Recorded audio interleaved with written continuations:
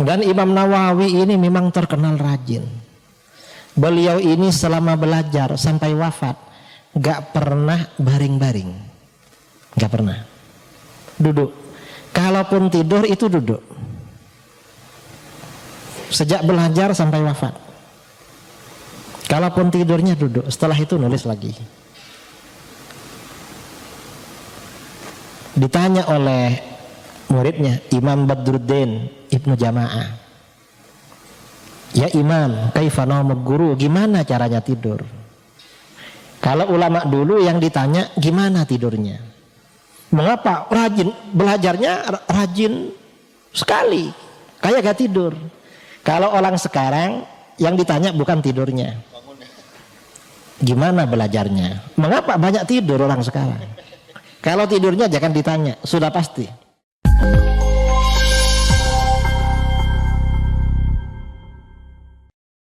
Bihi haqqa qadrihi miqdarihi al-azim. Amma ba'du, para alim, para asatidz yang saya muliakan dan saya hormati, wabil khusus mudir, pimpinan pengasuh pondok pesantren Nurul Azhar Al-Ustadz Kiai Haji Muhammad Hanafi LC-MSI, para asatidz yang juga saya hormati, dan para santri Nurul Azhar yang saya banggakan dan saya cintai. Alhamdulillah, untuk pertama kali saya bisa hadir di tempat ini yang insya Allah ini termasuk taman-taman surga. Pondok pesantren itu taman surga, artinya orang yang ada di situ insya Allah calon penghuni surga. Amin Allahumma amin. Seperti yang disampaikan tadi oleh Kiai Hanafi, bahwa sekarang ini di Indonesia itu menjamur lembaga-lembaga tahfidz fokus pada Al-Quran. Itu bagus, asalkan tidak berhenti di situ. Tapi kalau hanya berhenti di tahfidz, tidak dilanjutkan dengan tafaqquh fiddin, belajar ilmu agama, belajar ilmu dalam agama, itu justru berbahaya, justru termasuk tanda-tanda akhir zaman, dan itu tercela. Dan memang orang belajar itu pertama kali harus belajar Al-Quran. Setelah Al-Quran selesai, lalu belajar kitab. Dalam hadis riwayat Ibnu Majah dari Abu Dzar Al-Ghifari radhiyallahu an, Rasulullah SAW bersabda, la antaghdua fata'allama ayatan min kitabillah khairun laka min an tusalliya mi'ata rak'ah. Seandainya kamu berangkat pagi-pagi berangkat ke aula tempat belajar, lalu kamu belajar satu ayat Al-Quran, itu lebih bagus daripada kamu sholat sunnah 100 rakaat. Kamu belajar satu ayat Al-Quran, pahalanya lebih afdal, lebih besar daripada sholat sunnah 100 rakaat. Orang-orang sekarang jarang sholat sunnah 100 rakaat. Sholat tarawih aja yang dari dulu 23 dipaksa dipotong-potong jadi 11. Dan itu pun yang 23 disalah-salahkan. Sudah kurang ibadahnya, menyalahkan yang lebih banyak. Ini kan isyarat bahwa sholat 100 rakaat itu gak apa-apa asalkan mampu. Ini dibid'ahkan sama sebagian orang sekarang ini. 100 rakaat ini kan isyarat sebenarnya. Ini belajar Al-Quran. Setelah Al-Quran dipelajari, maka tidak berhenti, terus belajar ilmu agama. Bagaimana? Di dalam hadis itu dikatakan wala antaghdua fata'allama baban min abwabil ilmi umila bihi aw lam yu'mal khairun laka min an tusalliya al-faraqah. Dan seandainya kamu berangkat pagi-pagi berangkat, lalu belajar satu bab ilmu agama, belajar satu bab ta'limul muta'allim, belajar satu bab fikih, belajar satu bab akhlak, belajar satu bab akidah, satu bab kamu pelajari. Baik ilmu itu diamalkan atau tidak diamalkan. Belajar ilmu agama pahalanya lebih besar daripada kamu sholat sunnah 1000 rakaat. Ini artinya apa? Artinya belajar ilmu agama pahalanya lebih tinggi daripada sekedar belajar Al-Quran. Karenanya Al-Quran selesai itu bukan berarti orang alim. Ya hanya qori namanya, bisa baca Quran, bukan alim. Sekarang ini kadang baru belajar Al-Quran, hafalnya ya hanya beberapa surat aja sudah merasa alim. Karena belakangan kan ada di Pekanbaru yang katanya di Pekanbaru alim semua katanya. Jadi orang alimnya banyak sekali. Ini zaman sekarang ya. Kalau dulu yang ulama itu malah ular-ular apa. Sekarang semua orang alim. Semua ngaku ulama, dia ulama juga. Enggak begitu. Kalau hanya hafal Al-Quran itu namanya hafid, bukan alim atau qari. Kalau dulu qari, bisa baca Quran luar kepala. Nah, kalau ilmu agama orang alim lebih tinggi derajatnya daripada orang yang hafal Quran. Orang alim. Mengapa? Karena belajar Al-Quran satu ayat pahalanya 100 rakaat. Kalau belajar ilmu agama satu bab pahalanya 1000 rakaat lebih pahalanya. Sekarang ini yang 100 rakaat, orang sholat 100 rakaat itu hampir jarang, apalagi 1000 rakaat. Ini kan isyarat bahwa sholat 1000 rakaat kalau mampu lakukan aja. Kalau orang-orang dulu pada masa-masa ulama salaf itu banyak ya orang yang tahajudnya 500 rakaat, ada yang 1000, ada yang sholat duhanya 400, ada yang sholat siangnya 500, belum sholat malamnya. Itu kalau dulu banyak. Kalau sekarang ini malah sudah gak mengerjakan, menyalah-nyalahkan yang mengerjakan orang sekarang. Padahal enggak, karena ini isyarat kalau itu dianjurkan memang. Nah, karenanya adik-adik ya yang belajar Al-Quran di sini menghafal, hafalkan dengan betul. Nanti setelah Al-Quran benar-benar hafal itu tidak selesai, tapi kamu harus belajar kitab-kitab, harus bisa baca kitab-kitab seperti ustadz-ustadznya, Ustadz Hanafi, Ustadz Abdus Somad, Ustadz Al-Naf, kitab apa saja bisa dibaca. Harus seperti itu. Mengapa? Karena syaratnya orang menjadi orang alim itu harus bisa bahasa Arab, harus bisa baca kitab. Kalau nggak bisa baca kitab kuning itu bukan orang alim namanya. Orang apa? Ya orang ami, orang bodoh namanya. Kamu harus bisa. Dan ini syarat orang belajar ya, orang belajar. Di Ta'limul Muta'allim itu ada bait yang dinisbatkan kepada Imam Syafi'i atau kepada Sayyidina Ali ya. Akhilan tanalal ilma illa bisittatin saumbi ka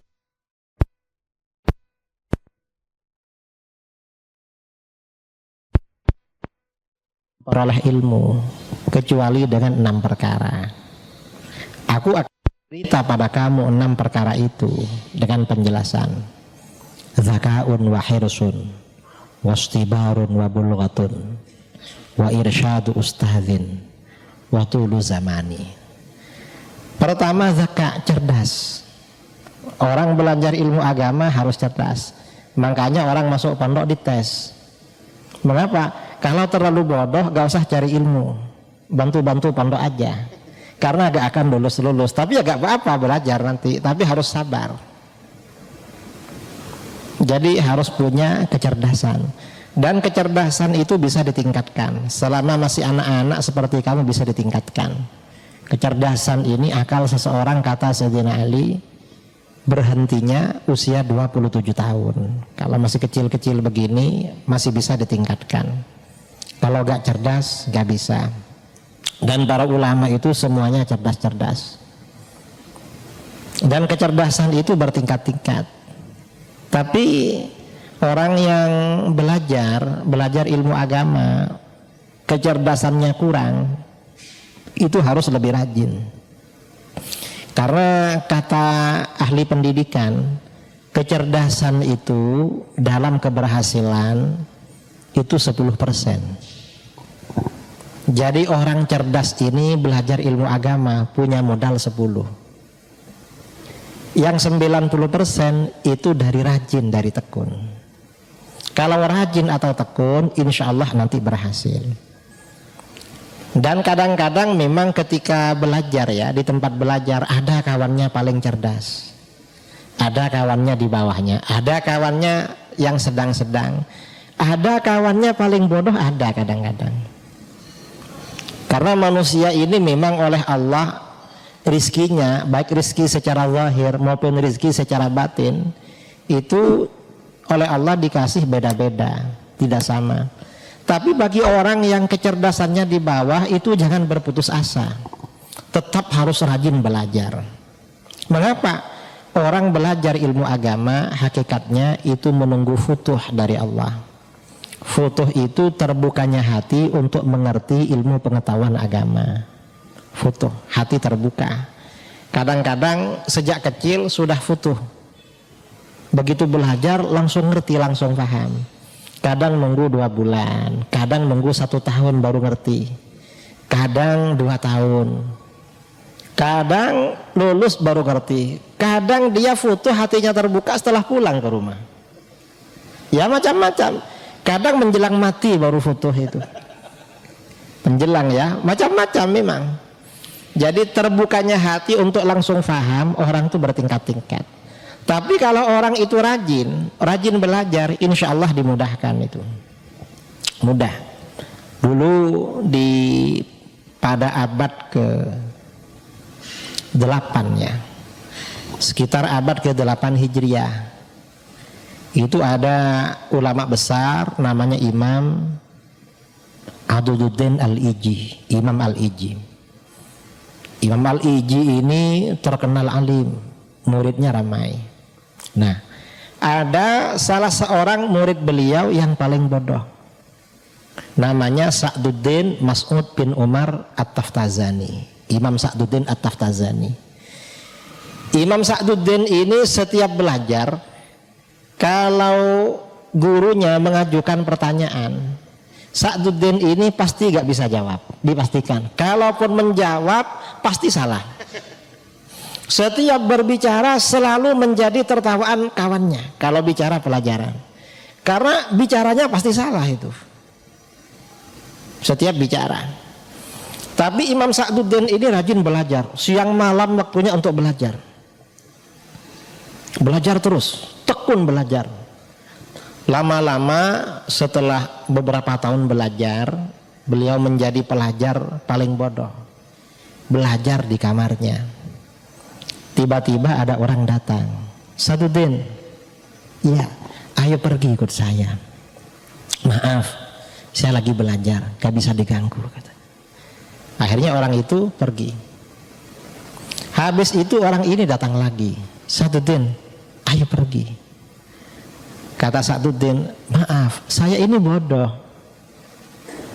Walaupun rajin belajar begini, saya paling bodoh. Kalau pergi ikut kamu, gimana nanti tambah bodoh saya, katanya.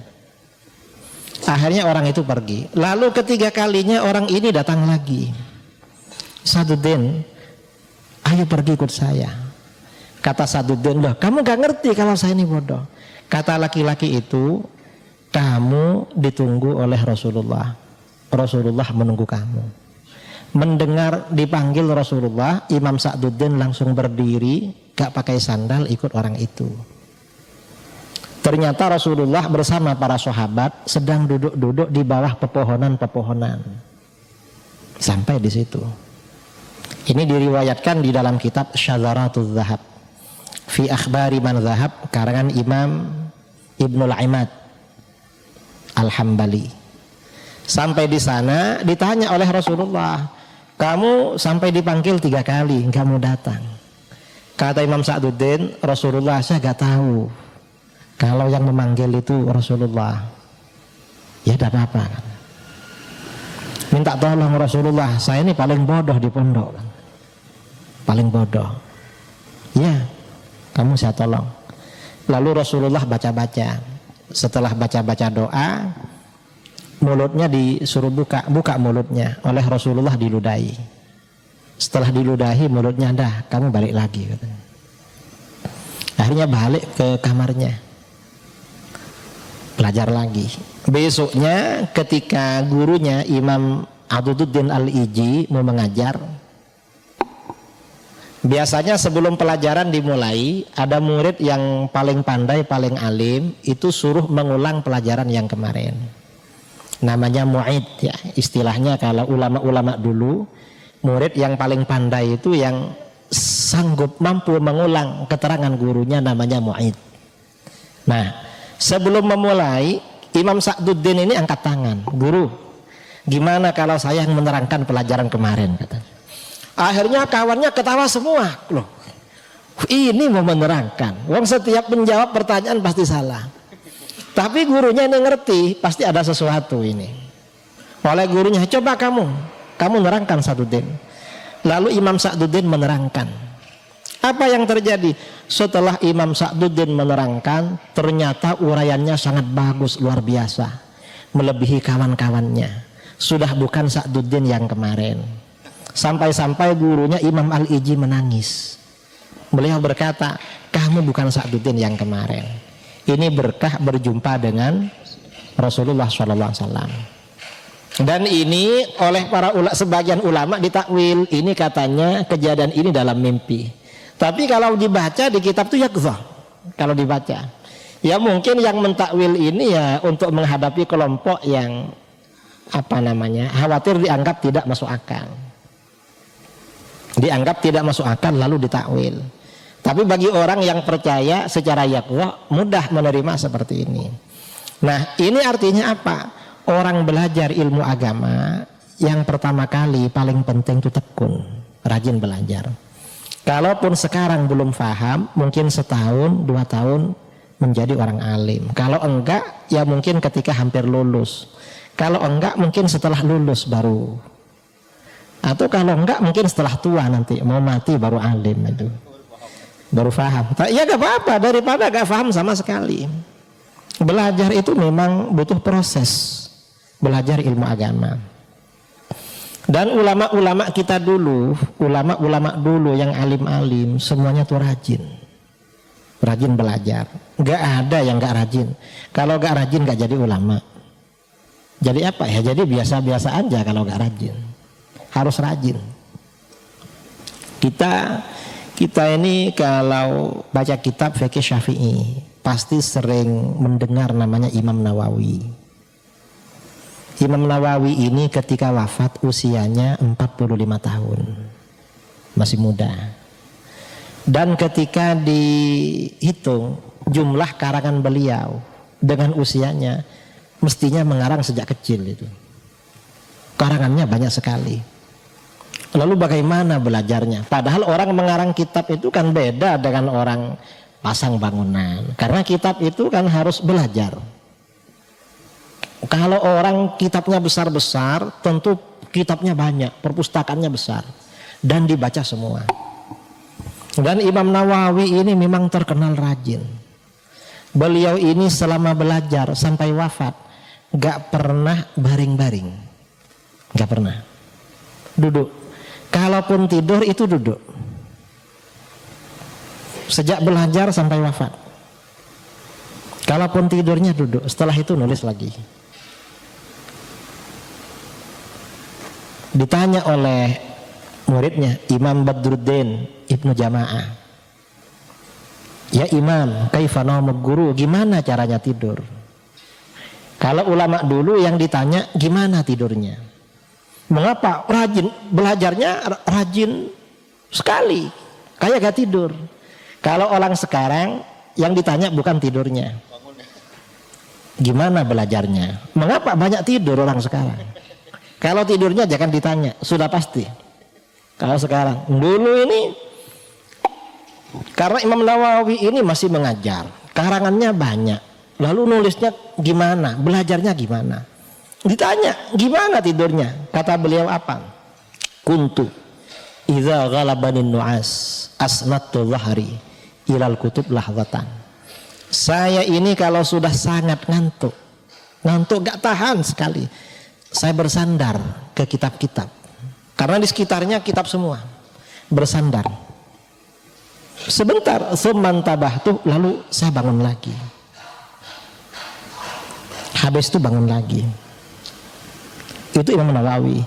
Jadi bukan gak ngantuk tapi dibawa tidur. Kok gak ngantuk ini? Loh, jangan ingin ngantuk belajar. Jangan. Gak ngantuk dipaksa-paksa tidur, itu salah namanya. Itu kesini mau tidur itu namanya, bukan mau belajar. Orang itu kalau ngantuk usaha agar gak tidur, baru kalau sudah gak tahan tidur. Itu belajarnya ulama-ulama dulu begitu. Dan kita ini selama ada di pondok atau walaupun pulang ke rumah, itu jangan berhenti belajar, kecuali waktu makan atau istirahat. Harus pegang pelajaran kita, yang hafalan Quran, yang menghafal. Atau kadang-kadang manusia itu kalau menghafal terus kan jenuh, ya pindah kitab, nanti pindah lagi. Harus seperti itu. Pokoknya selama belum ngantuk, belum tidur, baca kitab. Itu cara belajar. Ulama-ulama dulu begitu cara belajarnya. Ada ulama dulu ya, ulama kita Ahlus Sunnah. Namanya Imam Fakhruddin Ar-Razi. Imam Ar-Razi ini kalau berdebat dengan orang di luar Ahlus Sunnah, itu tidak menyalahkan dalil mereka, tidak menyalahkan hujah mereka, tapi membuatkan hujah yang lebih kuat. Misalnya orang Mu'tazilah debat dengan beliau, apa dalilnya? Begini. Maka kata beliau apa? Kamu jangan pakai dalil seperti itu kurang kuat. Dalil kamu yang lebih kuat mestinya begini. Jadi orang dalilnya lawan itu diperbaiki, dibantu oleh beliau. Tapi apa? Walaupun dalil kamu saya buatkan yang lebih kuat, saya bisa mematahkan. Cara matahkan begini. Bingung mereka. Ini ikut mazhab Ahlus Sunnah tapi lebih alim dalil Mu'tazilah daripada orang Mu'tazilah sendiri. Sehingga ulama-ulama Mu'tazilah dulu bilang sama jamaahnya, kamu jangan terpengaruh dengan orang ini. Orang ini oleh Allah memang diberi kehebatan membuatkan dalil yang lebih kuat dan mematahkan. Sebenarnya mazhab kamu itu tidak lemah, orang ini aja yang hebat katanya. Karena gak bisa mengalahkan. Pihak lawan sampai bilang begitu. Angkat tangan kalau melawan beliau. Imam Ar-Razi. Nah, Imam Ar-Razi ini cara belajarnya bagaimana? Imam Ar-Razi itu gak pernah berhenti baca kitab. Sampai-sampai beliau itu berkata, inni la ata'assafu katsiran ala fauti minal mutala'ah waqtal akli. Saya merasa menyesal sekali gak bisa baca kitab ketika makan. Beliau ini gak sempat baca waktu makan aja. Selain waktu makan digunakan untuk baca. Mengapa? Fa innal waqta waz zamana aziz. Karena waktu itu sangat mahal harganya. Kalau orang-orang Cina ya, orang-orang Cina berkata waktu adalah uang. Karenanya orang Cina kerjanya cari uang terus. Tapi kalau orang mencari ilmu beda. Apa? Waktu adalah ilmu. Waktu yang tersedia ini hanya untuk mencari ilmu, tidak ada untuk yang lain. Dan jangan hanya di pondok. Kalaupun pulang, ada liburan dari pondok pulang ke rumah 1 bulan 2 bulan, itu jangan untuk main HP atau nonton TV sehari-hari, jangan. Ya nontonlah sedikit-sedikit gak apa-apa biar gak jenuh. Tapi bagaimana? Kitabnya dibawa, pelajarannya dibawa, ditakror, dibaca di rumah. Orang mencari ilmu harus seperti itu. Mengapa? Itu metode para ulama Ahlus Sunnah wal Jamaah dulu. Dan orang kalau ketika belajar itu rajin, setelah selesai belajar berdakwah juga rajin, mengajar juga rajin. Orang kalau ketika belajar itu disiplin, nanti setelah mengajar juga disiplin. Dan nanti setelah terjun di masyarakat juga disiplin. Tapi kalau ketika belajar tak rajin, setelah pulang ya gak rajin juga itu. Mengapa? Karena karakter itu sudah terbangun pada dirinya sejak dia masih kecil. Karenanya ya kamu yang belajar di sini harus benar-benar rajin. Gak boleh ada waktu yang terbuang tersia-sia. Ulama-ulama dulu begitu. Dan orang-orang yang belajar itu apalagi dari kecil itu bagus untuk menghafal. Mengapa? Saya nazoman tadi ya, akhilan tanalul ilma illa bisittatin, itu hafal sejak umur berapa dulu? Mungkin 10 tahun. Apa 8 tahun, masih kecil dulu yang hafal itu sebagian nazam itu. Ya sampai sekarang. Yang menghafalkan sudah tua itu kadang lupa. Yang menghafal masih kecil itu gampang diingat. Kalau masih kecil seperti kamu, ini gampang mengingat. Karenanya selama kamu tidak benar-benar ngantuk, jangan tidur, kitab-kitabnya dibaca. Dan itu kalau seperti itu, insya Allah nanti jadi orang sukses, menjadi orang yang berhasil dalam menuntut ilmu. Amin Allahumma amin. Jadi memang tekun atau rajin belajar itu kunci keberhasilan. Walaupun kecerdasan itu penting ya, zakaun wa hirsun. Hiris itu artinya semangat, berambisi. Orang itu kalau berambisi, misalnya berambisi main HP, mau tidur pegang HP, bangun tidur langsung cari HP. Nanti HP terus ya, itu ambisi namanya. Sama ilmu itu harus ambisi. Kemarin waktu pulang kemarin Lebaran pegang HP di rumahnya. Hah? Enggak.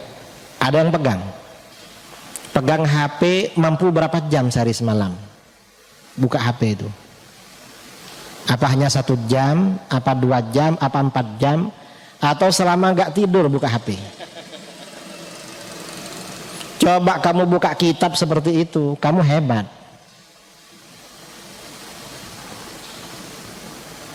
Sekarang ini kan banyak orang gila pada HP. Coba pada Al-Quran, pada ilmu, gilanya seperti itu. Alim semua orang ini, gak ada Wahabi itu gak ada. Ini ada Wahabi, ada Syiah, karena banyak orang bodoh sekarang itu. Dan itu orang bodoh-bodoh itu. Banyak aliran-aliran itu. Ini. Kemudian selain hirsun ya semangat, ambisi, wastibarun. Orang tuh harus sabar mencari ilmu. Artinya gak terburu-buru. Jangan terburu-buru kawin, terburu-buru apa, jangan. Karenanya jangan punya hubungan dengan siapapun, apalagi dengan lawan jenis. Kita hubungan hanya dengan ilmu. Itu namanya gak sabar kalau sampai berpaling ke urusan-urusan gak penting. Babulughatun, kemudian juga harus ada bekal. Sini bekalnya insya Allah ya disiapkan. Kamu sudah tinggal belajar aja. Kemudian wa irsyadu ustaz, dan harus mendapatkan bimbingan dari guru. Orang nggak bisa tanpa bimbingan guru. Kalau tanpa bimbingan guru itu gak menjadi orang alim namanya, tetapi menjadi bahith, peneliti. Karena orang alim itu harus muta'allim. Muta'allim itu harus ada mu'allimnya.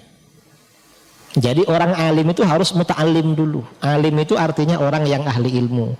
Itu harus muta'allim. Muta'allim itu pelajar. Yang namanya pelajar harus ada mu'allimnya. Mu'allimnya itu orang, bukan buku. Dan bukan Google, bukan YouTube. Tapi orang secara langsung. Ya kalau seperti YouTube, Google ya mungkin sekali-kali aja itu. Tapi ya yang paling penting, yang paling pokok orang secara langsung. Karena kalau tidak melalui mu'allim, nggak melalui guru, namanya bukan orang alim. Kemudian juga yang terakhir watulu zamani, dan harus lama belajar. Kamu mungkin di sini paling nggak 6 tahun. Setelah 6 tahun, kalau nanti di sini buka Ma'had Ali, nambah 4 tahun menjadi 10 tahun. Kalau nanti Ma'had Alinya sampai S2, S3, maka sampai berapa? Sampai 15 tahun. Itu minimal itu. Saya mondok tidak lama. Saya dulu cuma 18 tahun mondok. Sejak usia 11 sampai 30 tahun. Gak lama lah. Karena orang-orang dulu lebih lama. Syekh Abdul Qadir Jilani itu berangkat dari rumahnya di Jilan di Baghdad, di Iran ke Baghdad. Itu usia 18 tahun. Beliau mengaji, belajar selama berapa? 32 tahun. Dan baru menikah usia 50 tahun. Dan sebagian guru-guru saya, ulama-ulama besar di Jawa, itu rata-rata menikahnya di atas 30. Ada yang 40, ada guru saya menikah itu pulang dari Mekah usia 40 dan langsung menikah 3. Mengapa 3? Karena mengejar cepat banyak anak. Karena usianya sudah tua.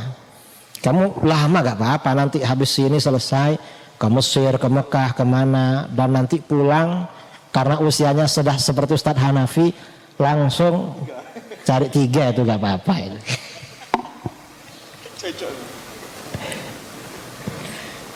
Tapi nanti ya kalau sudah alim, Syekh Abdul Qadir itu baru selesai belajar umur 50 tahun. Umur 50 tahun baru selesai belajar, baru diperintahkan untuk ceramah oleh gurunya, mengajar, kemudian menikah. Umurnya 50 tahun. Memang perlu lama memang. Mengapa perlu lama? Karena yang dicari itu sesuatu yang sangat mulia, sangat berharga. Gak bisa sebentar-sebentar itu. Itu proses ya dalam mencari ilmu. Dan kamu seperti yang saya sampaikan tadi harus rajin belajar. Jangan sampai gak pegang kitab. Diam itu jangan sampai gak pegang kitab. Dibaca. Kitab itu kalau dibaca terus lama-lama hafal. Jangan dihafalkan. Kalau dihafalkan kadang lupa. Tapi kalau dibaca-baca terus lama-lama hafal sendiri. Itu lebih kuat. Orang hafal karena banyak baca lebih kuat daripada hafal karena menghafal. Sama dengan kamu pergi ke pasar. Cuma sekali aja, lalu kamu hafalkan toko ini, toko buku, lalu toko bangunan, lalu Indomaret, lalu ini. Setelah itu gak ke pasar lagi, lupa kamu. Tapi kalau istiqomah tiap hari ke pasar, gak usah menghafalkan. Oh toko itu, oh sebelahnya Indomaret gitu. Itu lebih kuat daripada menghafal itu. Menghafal itu kalau banyak berkunjung, banyak baca itu lebih kuat daripada menghafal karena hafalan. Jadi begitu. Dan termasuk banyak membaca Al-Quran itu memperkuat hafalan. Banyak baca Quran. Jadi selain baca Quran, hafalkan kitab-kitab. Kalau seperti itu, insya Allah nanti menjadi orang yang sukses. Umurnya diberkahi oleh Allah. Amin Allahumma amin. Saya kira itu yang ingin saya sampaikan ya. Gak perlu panjang-panjang karena ini proses. Karena ini motivasi untuk belajar. Yang penting kamu rajin belajar. Insya Allah nanti sukses. Dari saya kurang lebihnya mohon maaf. Wabillahi taufik wal hidayah. Assalamualaikum warahmatullahi wabarakatuh.